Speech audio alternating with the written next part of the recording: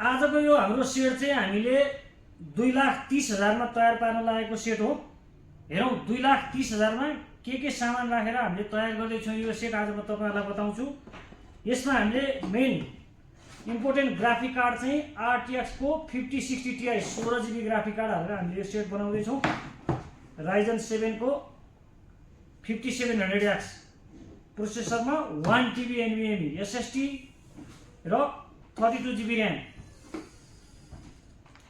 16x2 32GB RAM crucial को 32GB RAM हालेर हामीले सेट बनाउँदै छौँ।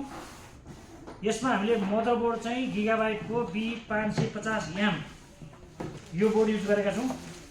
म भिडियो यसमा गरेर देखाउँछु। यो चाहिँ मदरबोर्ड हो गिगाबाइट को B550M यो मदरबोर्ड हो।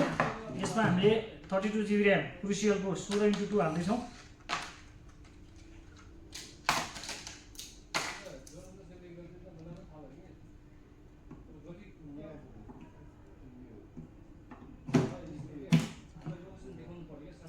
यो चाहिँ हाम्रो 32GB RAM हो र प्रोसेसर हामीले यो सेट चाहिँ AMD मा बनाएका छौँ।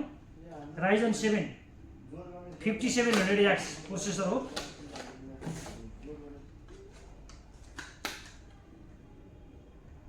हामीले अब प्रोसेसरलाई पनि यसरी ट्याक्क लाएर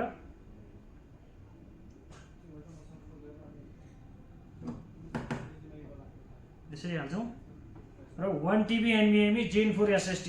अहिले SSD र RAM को मूल्य एकदम बढेको छ, तर पनि हामीले यो सेटमा चाहिँ 1TB Gen 4 SSD राखेका छौँ।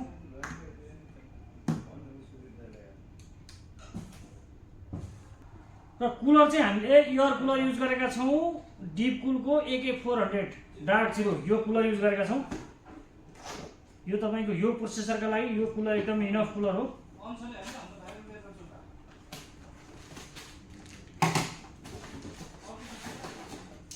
यस्तो दामी कुलर छ। र यो सेटमा हामीले पावर सप्लाई चाहिँ NZXT को C650 bronze power supply use गरेका छौँ र NZXT कै केसिङमा हालेर हामीले यो बिल्ड गर्दैछौँ। हाम्रो सेट रेडी भइसकेको छ। हामीले यो सेटमा चाहिँ RTX को 5060 Ti 16GB ग्राफिक कार्ड हाल्दैछौँ। अब हामीले यो सेटमा RTX को 5060 Ti 16GB कार्ड राख्दैछौँ।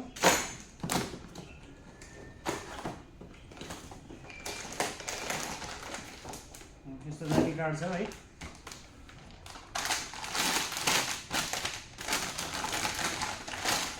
यो चाहिँ 16GB भेरिएन्टमा हो।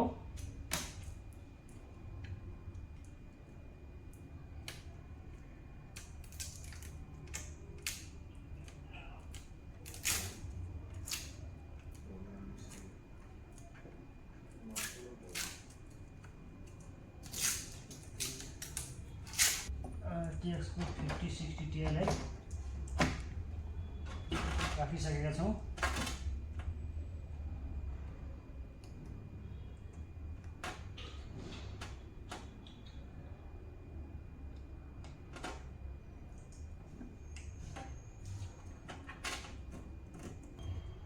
ल हाम्रो कम्प्युटर रेडी भइसकेको छ।